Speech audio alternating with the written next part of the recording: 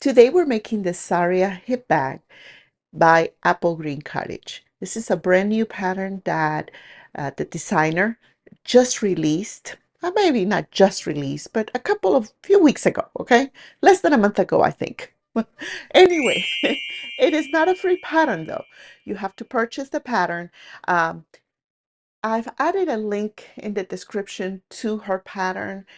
It is not an affiliate link, and Apple Green Cottage is not sponsoring this video.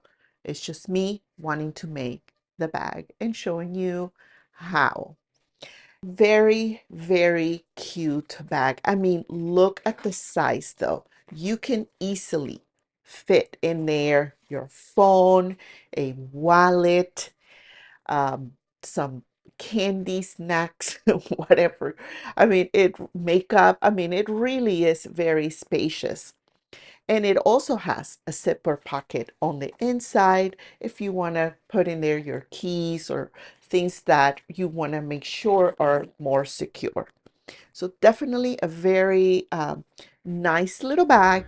It's not difficult to make. It really isn't. So if you're a confident beginner, if you've done a few zipper pouches before and you feel a little confident that you can do the zipper and you've tried the zipper pocket, then you definitely can make this bag no problem. She gives you two options for the straps here. I did the one for the webbing, and there's another one that you add a piece of fabric and then you add the D-rings. So you really choose whichever option you want. That is the only difference, but the inside of the bag is the same no matter what type of strap you decide to use. You can choose contrasting fabric in the front, in the back. You can make it all the same color fabric. It really is up to you. So I'll go over the materials with you in more detail in a few moments. But I wanted to share that I'm using waterproof canvas for the inside, and I decided to use quilting cotton on the front, but this red fabric is Scuba Neoprene. Neoprene. Neoprene. Oh, I hope I'm saying that right. This is the type of fabric that you usually use for bottle cozies or, to hold your bottle water, um, because they keep the liquids cooler or warmer a little bit longer, so it has that insulation properties. But I love the look of it, and I decided to give it a try and see how this will work for bag making. I haven't seen anyone do this with using this type of fabric for bag making. Now, if you have, let me know. I would love to see how other people are using this fabric for bag making, but I feel that, it is very nice. I love the look, the matte look of it, and I wanted to give it a try. In fact, this is like all the fabric I still have left, and it has like this, it feels thick. It's 1.5 millimeter thick, and it's very see-through. But even though it's so thick, because it has that kind of foam in the center, when you stitch it on your sewing machine, it makes it flat and it makes it easy to use. The only thing is that it is very stretchy. It's a stretchy fabric. So you got to take that into consideration. But you certainly can use any other type of fabric you want. I would not recommend using faux leather if you are not an expert or if you don't have the machine, because it gets really bulky here where the strap is and the zipper and all of that. But it's up to you. You may have that thin faux leather that works, and so yeah, give it a try. But beautiful, beautiful little bag. I am excited to make. This is the only one I've made so far, so this is the one we're gonna make today. So here it is. So I'm going to use this Locks fuse from Bar Got Interfacing, And this is kind of like a Decoville light. And I just think this fabric is so beautiful. Like, I love the matte look of it. I just love that it just doesn't look like regular quilting cotton. So for the exterior, I'm going to use some of this scuba fabric, which I'm going to interface. For the lining, I'm using waterproof canvas, which doesn't need interfacing. And I do have a little piece of quilting cotton for the exterior, and that one I used some woven interfacing. So that's the materials. Oh, and there's a pocket also on the inside, and for the pocket I'm also using regular quilting cotton. I did not interface this one with woven interfacing. I may still do it, I'm not sure. Then you have your webbing, which I'm going to use this regular 1-inch webbing. It's really pretty, actually. Side release buckle and a slider to go with it. The instructions say to use 2D rings and swivel hooks. So I took my little bag of swivel hooks out. Zipper, of course. I think it's 2 zippers. There's a zipper pocket on the inside and then on the outside. So 2 zippers. I'll cut this to the measurement that it says in the pattern. And of course, 2 zipper pulls. I think that it's everything needed to make this bag. Let's get started. So I took the exterior front bottom, the one that I used the quilting cotton, and it has woven interfacing, but I also had to add the Lux Fuse or Decoville light, whatever you have. Once you do that, you're going to take your exterior front middle and you're going to join them together using the seam allowance provided in the pattern. Once you get to this point, we are going to mark the darts on this front panel that we have, as well as the lining. Make sure that you also mark any middle points or any markings that you see in your pattern. The drawings for the darts are in the pattern. Okay, so the pattern designer included the drawings of the darts here in the paper pattern. What I did is that I cut one of the darts, okay, just so that I can place it over my fabric here and easily trace it. And then I do the same on the other side. And we're going to do the same for this was the lining. We're going to do the same for the front. So I trace it here, and then I flip the pattern and I trace it on the other side. And that's how I place the markings for the darts. And so we're going to make the darts now. After you've marked your darts placement, you're going to fold this and you're going to match those 2 lines. So we fold it like this.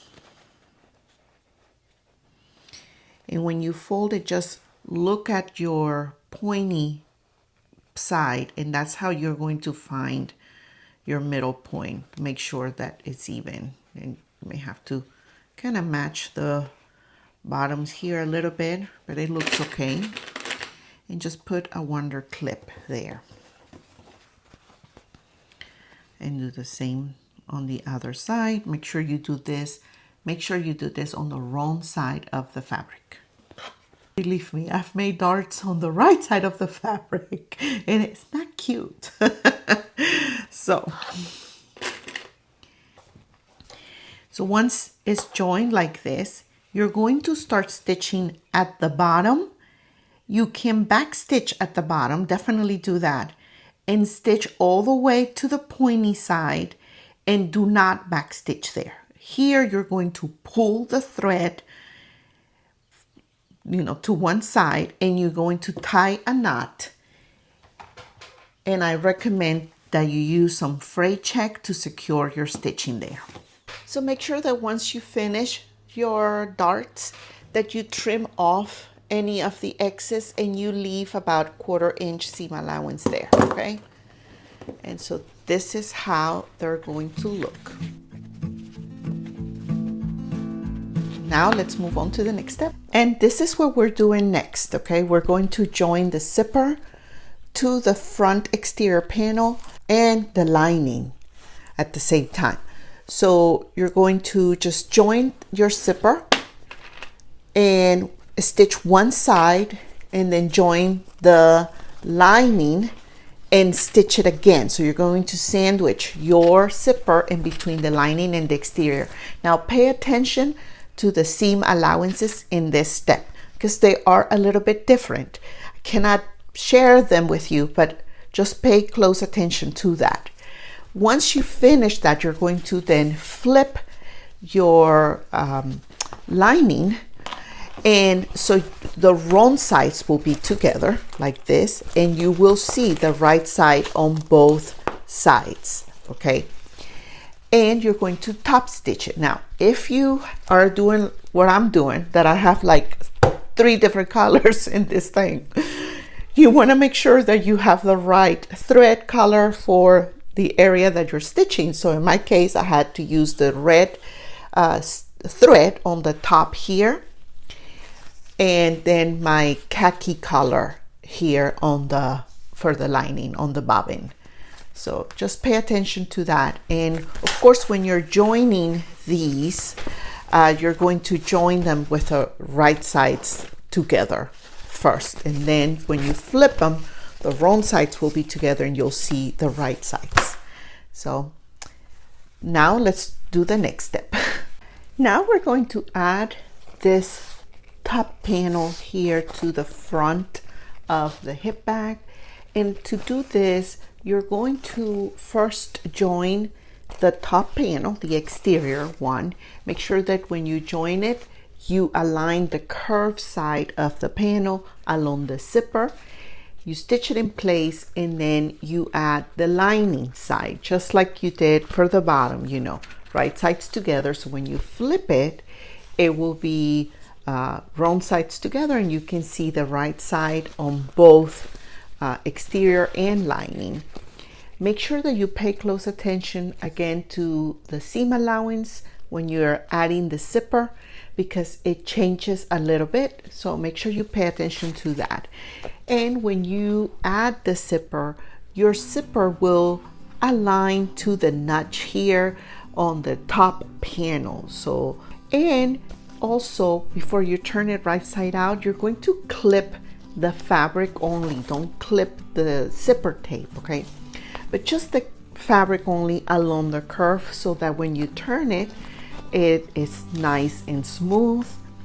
And once you're done with all that, you are going to then base stitch the entire piece together. So the lining and the exterior are together. You're gonna top stitch it along the zipper on, you know, the top and bottom. And the only other thing is that when you attach the top, you have to keep the zipper open. When you're done attaching the top, you're going to close the zipper, and then you're going to base stitch it right there at the end, so that your zipper pull doesn't come loose. So that's what you're going to do to finish this front of the hip bag. Consider liking this video and subscribing to this channel if you have learned something today. So this is what we're going to do next. We're going to make the zipper pocket in the lining piece. So follow the pattern instructions and mark the placement of the zipper facing that you have here. And you're going to draw the rectangle following the template that is provided in the pattern instructions. That way you know exactly where you're going to place your zipper. So do the drawing and place that facing on that marking that is provided in the instructions. And you are going to place them right sides together and take it to the sewing machine and stitch both pieces together along that line, the rectangle line. One tip that I learned when making these type of pockets is that your stitching needs to be really close to that corner, to each one of the corners here of your rectangle.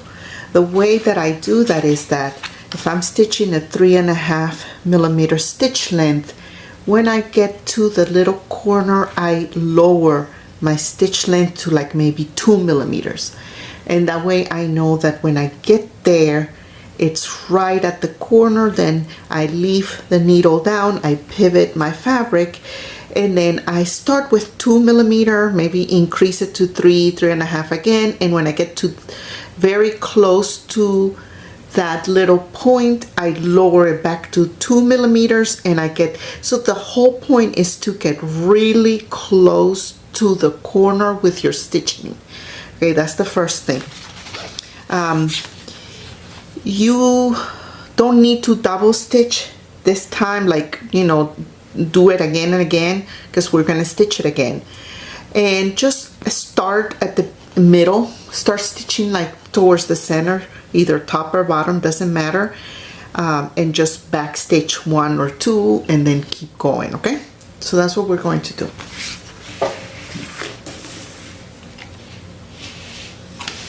I have my stitching at 3.5.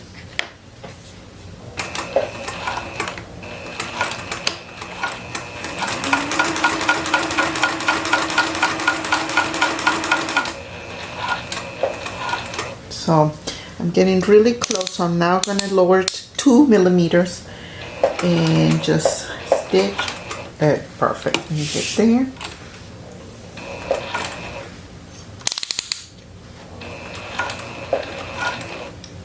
That's right at the corner. Keep going.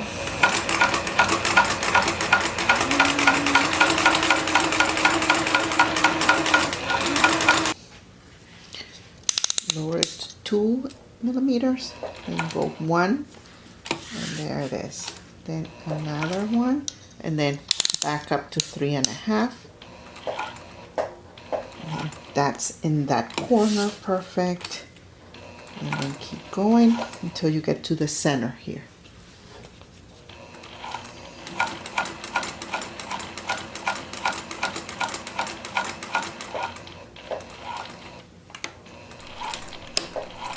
Next, draw a line down the center of the rectangle that is going to start and end at about 1/4 inch from the edge. Once you reach that point, you're going to draw 2 other little lines that are joining the corners to that center line, and those are your little V's. And you'll see why in just a moment. So you're going to take your seam ripper or sharp scissors, and you're going to poke both layers of fabric just to rip it a little bit, because then you're going to cut your fabric down that center line. And here is where it comes the next very important tip. Okay, the other tip for getting smooth corners here on your zipper pocket is to get a very sharp small scissors, and when you cut the V here, you're going to cut really close to the stitch line without cutting the stitches. So we're going to do that on this side. So I'm just going to cut this, and when I get to that point I stop, right? And then here I'm just going to cut the V very carefully. So you see, it's kind of hard to tell, but I want to get as close as I can to the stitch line, but I don't want to cut the stitches. So the stitch line is right there. Here's my corner. So I'm just gonna go and get very close.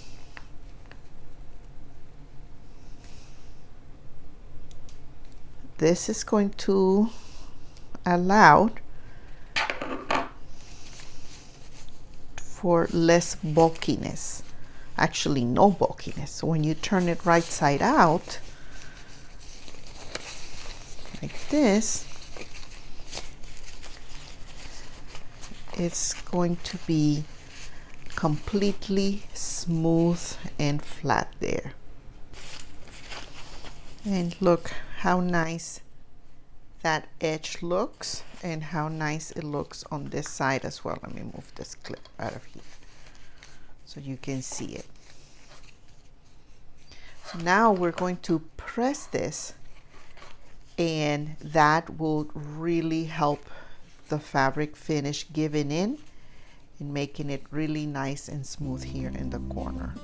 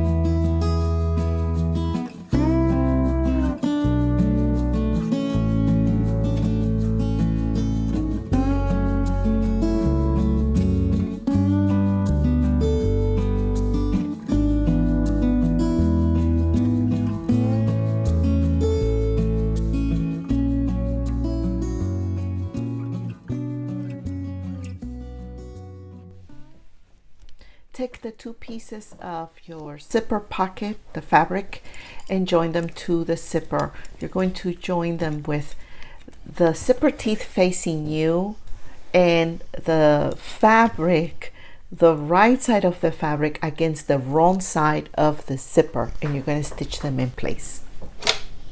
Once you are done with that, you're going to press them. So as you can see, I'm looking at the right side of the zipper, but I'm looking at the wrong side of the fabric, and that is how it's supposed to be. You want to keep this open because you're going to now place the zipper in that opening that we just did in the lining fabric.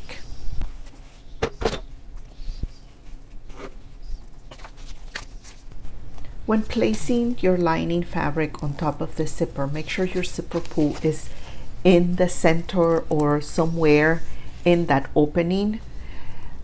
You don't want to stitch this and have the zipper pull away from the opening, and you can use double-sided tape in this step to keep the lining together with the zipper. So when you take it to the sewing machine, it doesn't move around. Also make sure that when you place your lining on top of the zipper that it is centered. You don't want this to be crooked where you have more of the pocket away from the lining panel. Okay, you want everything to be centered, the zipper pull in the center or inside the opening, and that way it's ready to go. And make sure that your panels are open, that when you take this to the sewing machine, that your two pieces of fabric are away from each other so that you don't stitch the zipper pocket fabric to the lining.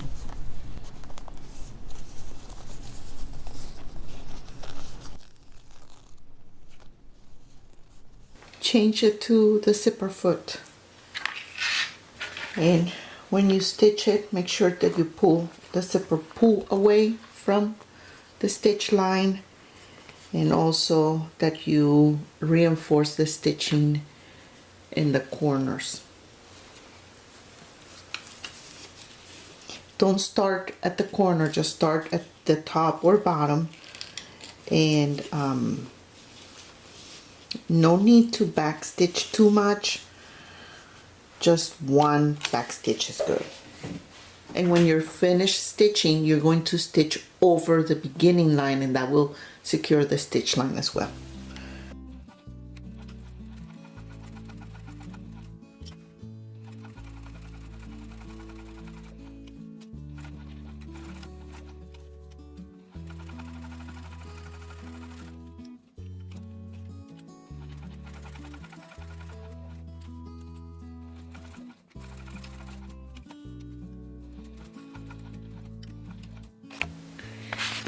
This is how it looks when you're done.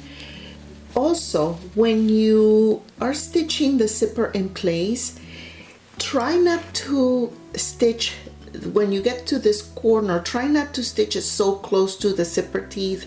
Just go like an extra stitch length past the corner, and then pivot and stitch, and then back stitch here. I like to reinforce that area, and then this goes down, and then you can start again and do the same here.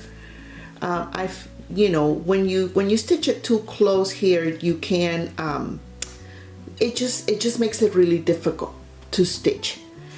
And as always, make sure that you have plenty of zipper tape left over away from the zipper, because this may come loose. It happens with the wear and tear, and if you don't have enough zipper, then it's going to come apart. So make sure you have enough zipper tape on both sides. And to finish up this step, you're going to trim off the fabric here on the pocket to make it even, so it doesn't it's not longer than the actual lining panel, and that both pieces of fabric match, because you're going to close them on the side. You're going to stitch them along the side, and you're going to fold the bottom edges to create a seam, but you are not going to stitch it on the bottom. You're going to leave it open. You're only going to stitch it on the side. Now we're going to join the front and the back. Make sure that you add your webbing at this point, and turn the front panel that we just did so that you can see the lining. Take the exterior back panel and place it matching all the markings against the exterior side of that front panel. So in other words, you're going to join them right sides, exterior fabrics right sides together, which means that you are going to see the exterior back panel, the wrong side of it, and if you flip this, you're going to see the lining on the other side. And just make sure you match all the markings that you have on your pattern to make sure that everything is aligned in place. There are some other markings here on the side, and those match the notches that you made on the front of your hip bag.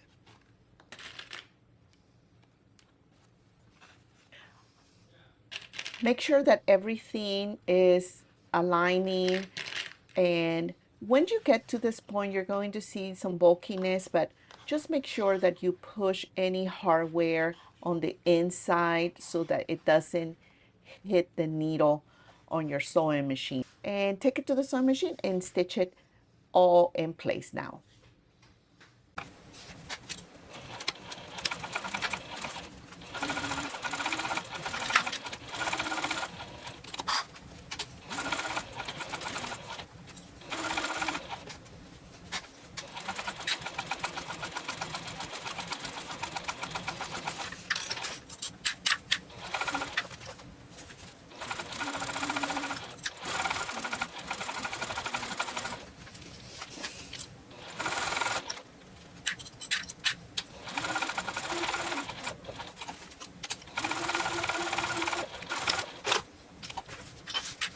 Look how beautiful this looks. Nice, right?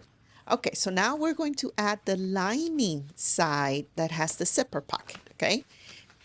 Right sides together, both linings, right sides together. Now, make sure you didn't shut the zipper pocket closed and that the zipper itself is open. And so at this point, you're just going to take both lining sides, right sides together, and you're going to join them just by matching all of the markings, the corners, the curves, everything. And now take this to the sewing machine. Make sure you follow the seam allowance that is listed in the pattern. It is a little bit different. So for both when you attach the exterior and now when you're attaching the lining. But go ahead and take it and stitch it all around it. Now we're going to trim off any of the excess fabric that you see on the sides here for the webbing, on the top, on the corners, just to reduce some of the bulkiness on your seam, and as well as the curves. You're gonna clip the curves a little bit to help it expand when you turn this right side out. And once you're done with all this, we're going to birth the bag through the zipper pocket.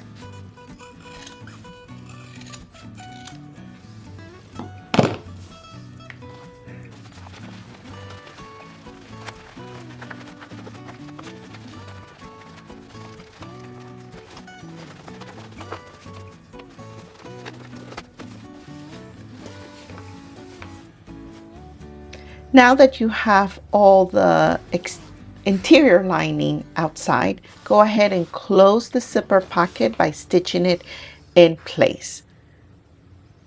Fold any of the raw edges and just follow the seam allowance that it's listed in the pattern instructions. And this is how it looks, okay? Now you're going to push your zipper pocket on the inside because we are going to birth the bag again through the bigger zipper, the front zipper, okay? So this part actually, it's easier because the zipper is bigger, but at the same time it's not so easy because you have a lot of layers, especially on the corners, on the bottom, and on the side here that you really need to push through. So if you're using a thicker material for this part, this may be a little tricky, but not impossible, of course, to do. But take your time and push all the seam out and give your bag the shape that it needs.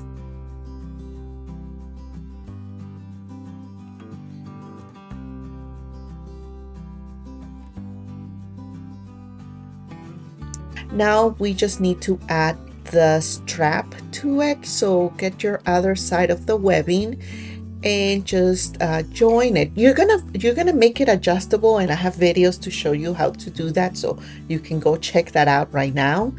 But once you do that, then you're just going to join it to the D-ring here on the side and stitch it in place. I usually try to do 2 stitch lines or more to really secure it, and your bag is ready. So what do you think? Really cute. I like the fact that it feels really firm with the locks fused. It really helped keep the shape of the bag so this doesn't stretch to the back. If you use just regular interfacing with this material like fusible, weft interfacing, shape flex, is going to stretch. And so having this kind of Decoville light or Lux Fuse really, really makes it keep the shape. And I'm really liking the texture, the feel of it.